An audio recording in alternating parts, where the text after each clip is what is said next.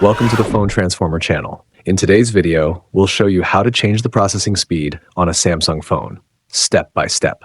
If you find this video helpful, please subscribe to our channel for more tech tips and tutorials. Let's get started. Step 1. First, open the Settings app on your Samsung device. You can usually find it on your home screen or in the app drawer. Step 2. Next, scroll down the Settings menu until you spot an option called Device Care. Tap on it to move forward. Step 3. Once inside the Device Care menu, scroll down to find the Processing Speed option. When you see it, tap on it. Step 4. Here, you'll notice 3 options: Optimized, High, and Maximum. Each one offers different levels of performance and power usage. Step 5. Choose the option that best suits your needs. For example, if you want better performance for demanding tasks, tap on High. Once you've selected, your changes are automatically applied. And that's it.